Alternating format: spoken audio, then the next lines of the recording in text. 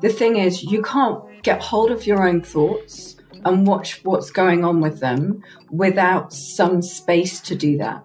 And I find that's what certainly vinyasa or breathing and movement can give to you, plus the meditation as well.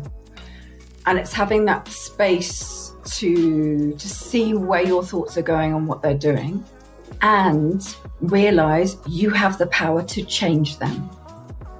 Croxson from Louise Yoga, and this is the Seeker and Sage podcast. Yo, everybody. Welcome to the show. Today, I've got Louise Croxson on the show. She has actually been one of the people that I not only get to work with like on the reg. She's one of my coaching clients. I help her with business and whatnot, but she's actually one of the few yogis that I've seen that's developed something new and cool that we don't really get to see often. So she's developed this Yoga for Triathletes program. I've never seen anything like it on the market before, which really excites me because you see a lot of the same stuff out there. It's hard to innovate and to create something new. So I'm super proud of her for making this happen. Just before we get into the show itself, check out the new studio, y'all. We are almost there. We're starting to sell memberships, whether you're going to practice online or practice in person. You can head over to www.homesf, that's HAUMSF.com, to peep out the new studio. Our new branding's up. We've got images on Instagram of the build and all the new product. And yeah, there's just a lot going on, which is super exciting. If you don't check out the website, head over to iTunes, leave us a review. Love you guys so much. Thanks for supporting the show. And without further ado, here goes Louise. Louise. Hello. Good morning over there. Good afternoon for me in the UK. I love my text that I was like, I need 5 minutes. I need coffee. Well, I've had 3 coffees this morning, or today. So yeah, I'm pretty good. Are you? Well, I'm sure like coffee's a thing in the triathlete world, right? Because like the caffeine before like a workout situation. Oh yeah. But you've got to time it right. Certainly for races, because coffee has this effect often that people find in the morning. Mm-hmm. When they need to go to the toilet, which is really useful for before a race. You kind of want to get that out your system and done. Right. So, coffee timing, very important. I call that the board meeting. Oh, okay. when you've got to go into the really important meeting, to talk about the company's going places. So, Louise, I'm saying this in the intro as well, but I've had the pleasure of working with you for quite we've almost been hanging out for, I think October will be a year. Yeah. And kind of a little backstory. You are one of my mentorship coaching clients. It's been really cool. It's been really interesting to see. Totally not have to do with this episode, but it's really cool to see your growth and to actually see what you're doing with your yoga. And Celeste and I, we have lots of conversations all the time. Most of them tend to be silly, but we often speak about you in the regard that you are one of those yoga teachers that like found a thing that I had never seen exist before. Like I've actually never. Oh, really? Okay. I've never seen anyone doing what you're doing. Like I've never seen anyone doing yoga for triathletes, which I think is fucking brilliant. It's super. I mean, the triathlete, world is so big and large, and there's so many people and growing. doing it. Yeah, and really growing, which is great. And I've never seen anyone specifically serve them in yoga in the way that you have, which I think is it's just super cool because it's different. I mean, there's yoga for everything. I've never seen yoga for triathletes. So and I think that's one of the things I love about it is bringing yoga to people that don't normally touch yoga at all, or shy away from it even. Mm-hmm. It just shows that there is a form of yoga for everybody, even if you don't necessarily call it yoga. Right. So I have a couple of questions, and I guess I'm going to ask as if I was a beginner, but to pull this out. So one, I think it's important for us to understand like your world in triathlons, like how and what's like a brief history of what got you into torturing yourself. I mean, being a triathlete. I know one sport's not enough, right? So I had to go for 3. Yeah. So, I mean, I got into triathlon because I actually got into kind of endurance sport, really to feel better about myself, to be more healthy and to lose weight. And that was off the back of, I was an accountant working in London in the city, stressful job, went over to Australia, did a couple of months on a secondment, had a wonderful time drinking as much beer as I possibly could, sampling the wonderful cuisine. And I came back from a few months of doing that. Yeah, let's just say I didn't look very pretty. I'd expanded in all directions. And so I was like, right, okay, you're not getting any younger, Louise. You need to sort yourself out, girl. Yeah. Get yourself down the gym, which I started doing. Built some muscles, built some weight, but I didn't like the aesthetic. This is all really shallow. Didn't like the aesthetic. So I decided to start running, and being a bit of an A-type personality, I went from running like 25 minutes to running 2 hours over the space of about 6 weeks. I don't recommend anyone doing that, by the way, but we learn from our mistakes. You know, my knees never forgave me. But I did that, and then I started joining a running club to do more. I got myself injured training for marathons because, you know, the next step was logically a marathon because that's what everyone else was doing, and I'm just being a sheep. I did that one time and was like, I did that one time, and I remember out loud being like, well, I never have to do that again. Yeah, it's a freaking long way. A marathon. Yeah. 26.2 miles. Yeah, freaking long way. But off the back of that, I was injured and I couldn't compete anymore. I couldn't run for a little while. And my boyfriend at the time actually gave me a bike because he was like, what are we going to do with all your energy? Here you go. Right. I'd swam as a kid a little bit. And so the natural thing was to try a triathlon. And even though I had a massive panic attack in the first one, because the swim start is like super hectic. There's people swimming all over you and things, and it's just, I actually really enjoyed it. And that's when I started, which was 12 years ago now. How many triathletes have you done? I've lost count at over 100, that's for sure. Over 100? Yeah. You are an insane person. Yeah. How many a year would you say you do? So yeah, roughly about 10. Obviously not so many last year. I only managed 3 last year. Right. But, yeah, I'd say approximately around 10 a year. But I don't do the really, really silly long ones, the Ironman things. Have you ever done one? No, I've done a half Ironman. Tick that box. Do you know what I mean? Tick that box. Yeah. Don't want to do that again. Yeah. That was the same with the marathon. I did the marathon and I was like, I just don't need to do this again. This is not fun for me. You know, it suits different people. Some people are so good at the endurance stuff and some people are better at the shorter stuff. Just like, you know, some people really resonate with certain different types of yoga, right? So yeah, that's true. That's a really good point, actually. Okay, so we got your triathlon background. Now, where'd yoga come into your life or come into your practice? Well, when did the practice come to you? I started doing yoga before the triathlon. So in that kind of period when I was looking to be more healthy, looking to look better, that was when Madonna was doing all of the yoga.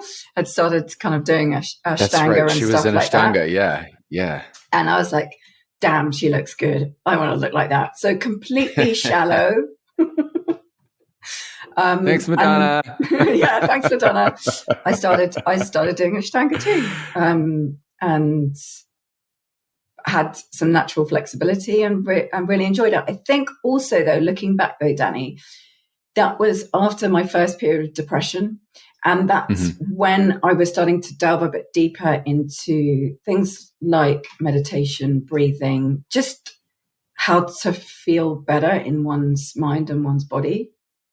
Yeah, I I mean, I can only imagine, and we'll probably segue to this in a moment here, but I can only imagine too how that has transformed your training as well.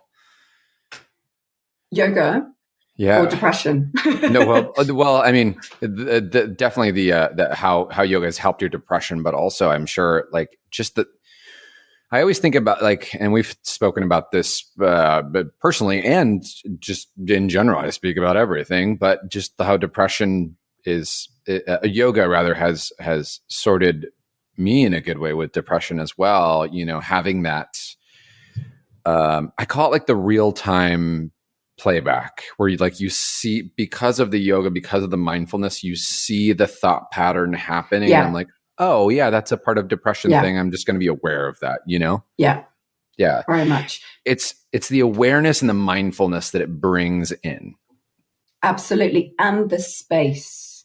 Yeah. Because the thing is, you can't get hold of your own thoughts and watch what's going on with them without some space to do that. Mm-hmm. And I find that's what certainly vinyasa or breathing and movement can give to you, plus the meditation as well. Yeah.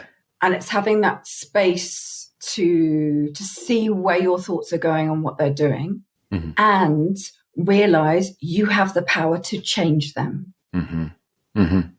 Would you say that you use that same mindset I guess, yeah, the same mindset or the same tools for your actual performance in your triathletes?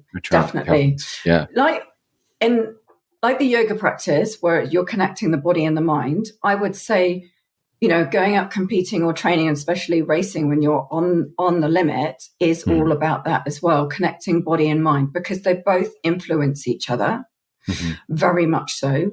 You have to go into a race with the right kind of mindset, and that can change depending on what happens to you, you know, along the way, because life is full of unexpected things. Let's say, I don't know, someone kicks you in the face in the swim, someone cuts you up on the bike, you're not feeling quite as good as you thought you would do, one of your pieces of equipment fails. There are so many things that are going on that can go wrong, that your mind has to clock into that and overcome that. And certainly that awareness of what's going on right now, what's going on in your thoughts, and your mindset, which is part of what we do in yoga, is really fundamental. And the breath, so important. There's like different breathing techniques I use in both the swim, the bike, and the run. Part of which I have learned on the mat, and part of which I've learned from coaches over the years. Let me rewind a little bit. How then I guess, where did you have the moment where you were like, I'm going to do yoga for triathletes? So where'd it come from? It came from when I was doing my yoga teacher training, kind of three and a half years ago, with a wonderful teacher here in London who's very highly regarded. And I kind of was like, oh, I'm not worthy. You know, kind of like, you know, we can get a little bit like that about some of our favorite teachers in the yoga world. Like Danny, we're not worthy. You're right. But we were having, I did a class with her because we had to do obviously a lot of, I've practiced with her for about 17 years. So a long, long time. And I did a class with her straight after pretty much doing a hard training session, after doing a hard turbo session, which is an indoor bike session. And we're doing some particular kind of hip moves in class, and they were really hard. And I remember at one guy's point going, oh, Jesus Christ, kind of underneath my breath. And she was like, okay, who's calling for Jesus? She said in the class. That's so funny. And she's like, oh my God, it's the triathlete. Seriously, Louise, I know what you do in your spare time. Yeah. And that was kind of the moment when it clicked, because talking to her later, actually, we had a one-to-one afterwards. And I was like, Kat, you don't realize the effect that doing training will have on the muscles and the body, that it's so fatigued that I can't do those moves straight afterwards in yoga like I could do tomorrow if you asked me to. The difference, so how the training affects the yoga. And that's when she was like, oh, I had no idea. And I was like, oh my God, so if she doesn't know. Right. Loads of people must not know in the certainly in the yoga world. And at the same time, with doing my yoga teacher training and learning more about the body and doing more of my own practice and doing more frequent practice, I wasn't injured, was the other thing. And I ramped up my training in the few years before that and kept kind of having a back issue or a foot issue and various different injuries. And that's a huge part of training as an athlete. You need to be consistent and not injured, because obviously if you have big breaks in your training, you can't get better, right? Right. So that's when it started to click. What would you say? I mean, I have a couple of questions to the people that show up, but what would you say your style? I mean, I don't want to say it's yoga, right? So we can call it yoga, but what would you say your style is of teaching? You know, in the sense that so let me rephrase this. Knowing what we know now, what are some things? Oh, this is good. Yeah. Knowing what we know now and having this context, and I think at this point in the conversation, we're all pretty much aware that, there are certain things happening to triathletes that we don't normally think about. So what are some of the things that you offer out there that actually, there are a ton of triathletes out there that are probably not, they don't know this like secret, and you've got this like magic potion to help them all get better and stronger and faster. What is some of that in your offering? One of it is balance. So often when people hear, and these are maybe not athletes, go, oh, you do yoga for athletes. That must mean it's really hard. No, it's not at all. Because athletes are pushing their body so hard in training, that's not what you want to be doing in class. You want to be balancing that training stress with more restorative, more gentle practice. So the harder you train, the more gentle you want your yoga to be, almost, right? Yeah. And it's about helping to switch on that rest and digest nervous system, your parasympathetic nervous system, to repair the body and recover the body, which is so important if you want to train hard the next day. And I think that is one of the things that really click with people, like a guy that I've known a while, and this is often guys, funnily enough, they are really, A-type personalities tend to go to triathlon, it's really hard and it's cool and I want to push myself hard, etc. They don't realize that they've got to balance that training stress with some more kind of restorative, relaxing type work. And certainly a very good runner, a friend of mine who's also a triathlete, and he hasn't come to class for before, and he eventually, I think, got cajoled into it by his girlfriend, which is often the case. And he came, true. Yeah, he came online and he said, he's been coming now for a few weeks, and just out of the blue, he sent me a message saying, God, I had no idea that it made that much difference. And I was like, yeah, I'm trying to tell you, but proof is in the pudding. Right. That basically, he can train really hard and then he'd have to take a few days off because his legs were really sore. Do a yoga class afterwards, and he feels like he can train the next day. So, bam, why wouldn't you want that as an athlete? Yeah. What are some of the What are some of the things that triathletes experience the most? Maybe fatigue, injury, body part wise. That again, that we can, when we take a practice from Louise, Yeah. what are some of the things that you target and remedy and support? Lower back. So, say more. Yeah, for sure. Yeah, the spine, but particularly the lower back, because every time you run, every foot you put down, that's putting more compression in your lumbar spine. And when you're cycling, that puts a lot of pressure on your lower back as well, especially if you then combine that with tight hip flexors.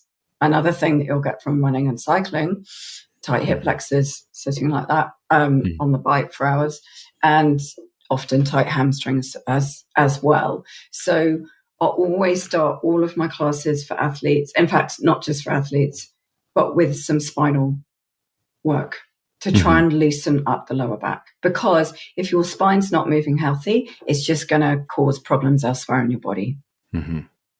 And so I very much in my classes stay away from any poses, yoga poses that may encourage a little bit more lumbar compression, sort of like up dog and that kind of high cobra, those kind of things. You really don't want to be offering anything that increases any lumbar compression for people. They're already doing a lot of that already. Right.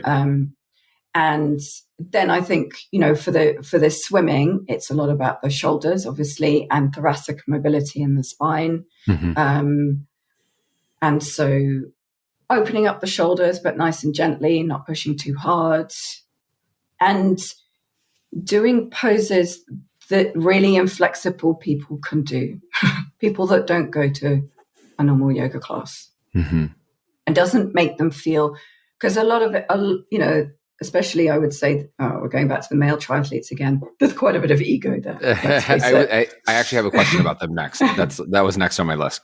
Yeah, there's a huge amount of ego there. And I'm sure you probably get, how do you get them? I mean, how do you, I'm trying to be nice about this.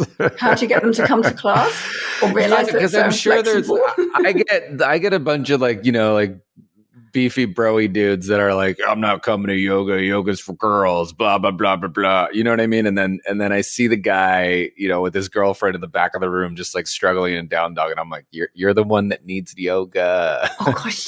Yes, exactly. Basically the stiffer you are, the more yoga you need kind of thing, right? Yeah, totally. But we gravitate to what we're good at. Okay. So that's why, funnily enough, a lot of yoga that's true.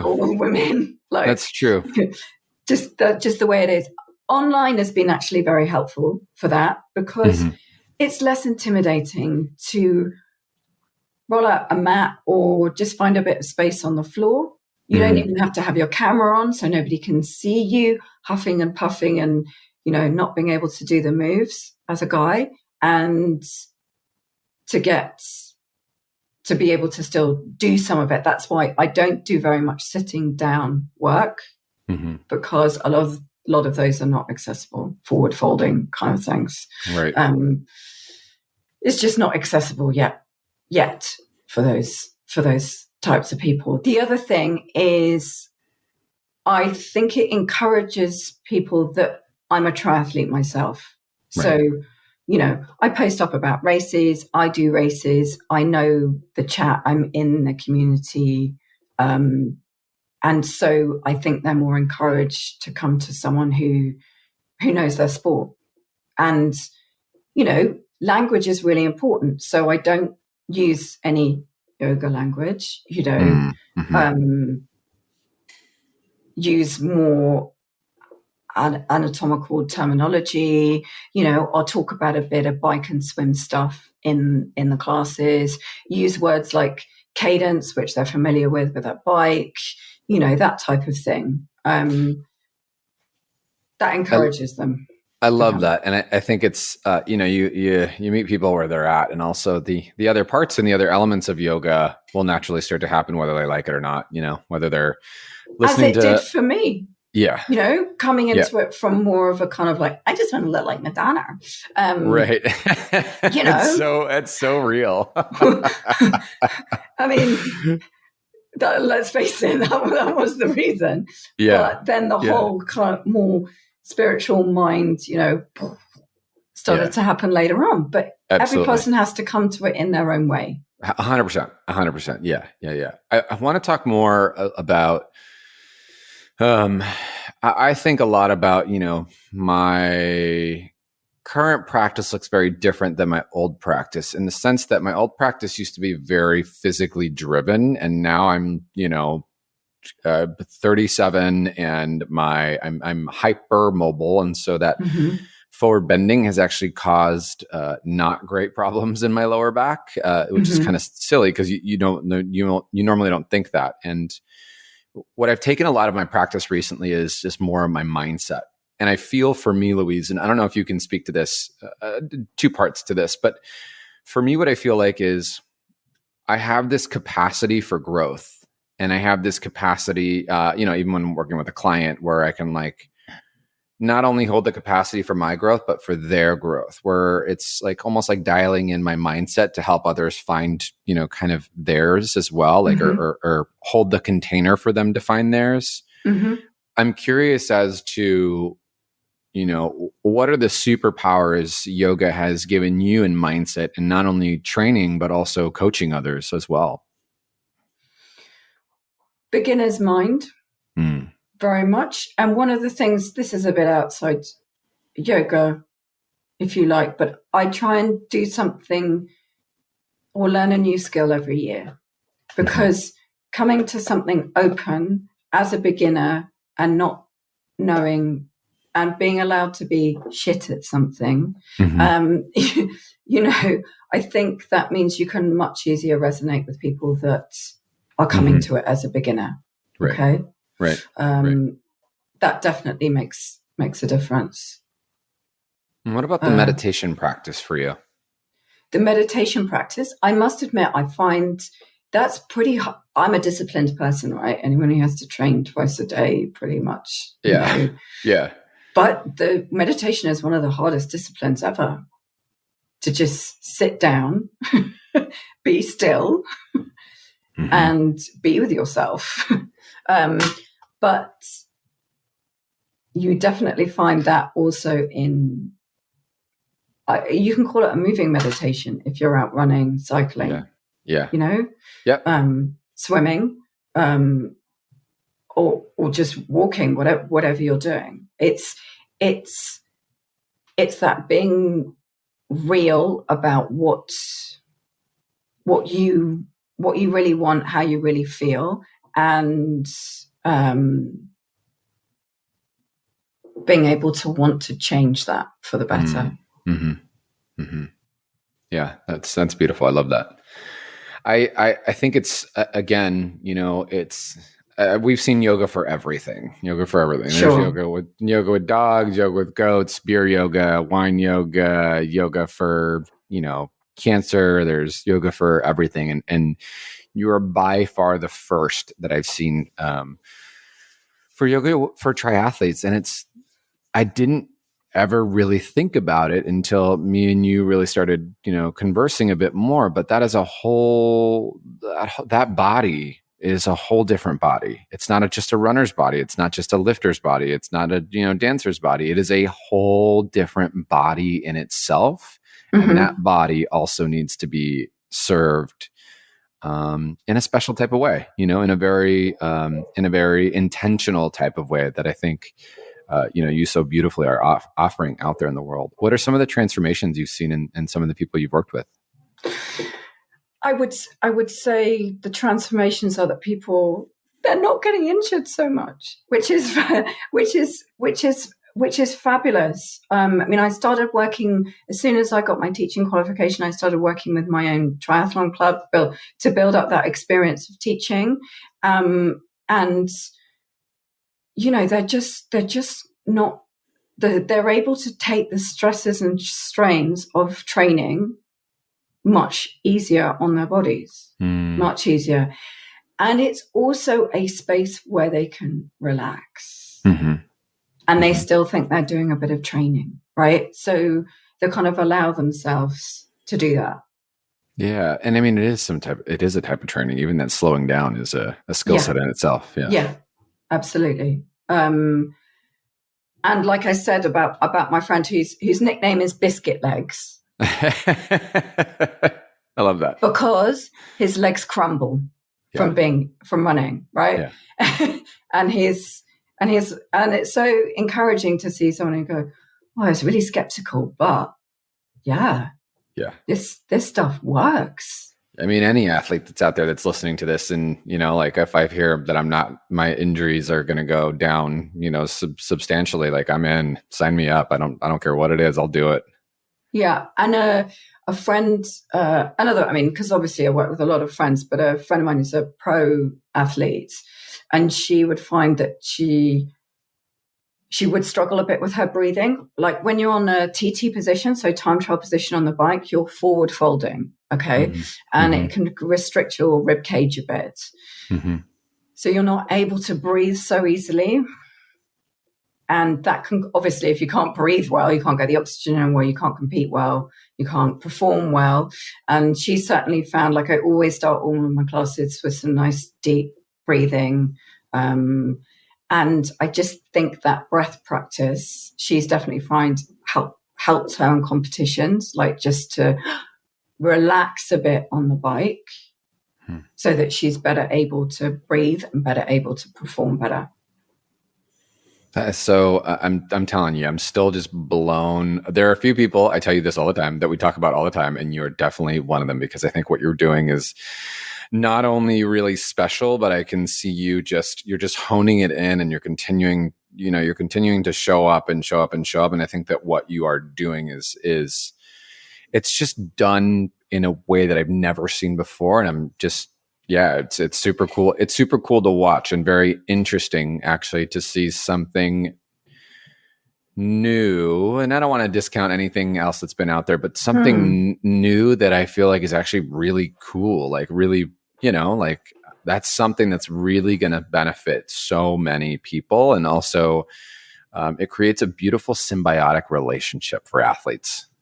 Yeah, absolutely. And I mean, I did a part of where I've got to now is working with a lady, Sarah Ramsden in the UK, that basically brought yoga to Premier League football. And I mean, fantastic woman. And it's all about, why are you doing the moves that you are doing? You've got to look at the sport, understand what the sport is doing to people's bodies, and then bring the yoga to match that, to complement that. So understand why you're doing things for people. Yeah, super and intentional. And how is it gonna? Yeah, it's all about intention. Yeah, absolutely. So Louise, we can catch you. I know you do some live classes. You've got a course coming out very soon. What's the course on? So the course is on yoga for triathletes. Great. Funnily enough, great title. But it's about people being able to kind of get that knowledge a bit for themselves. So look at their own bodies, assess their own bodies in terms of, is it my hamstrings or is it my back that's the problem? And therefore then they can take, the poses and stretches that I give them, in order to go, okay, so I really need to concentrate on my thoracic mobility. That's going to make the difference. So super targeted, because triathletes don't have a lot of spare time. They're doing 3 sports. They've got families, they've got jobs as well. So they don't have a lot of free time. Right.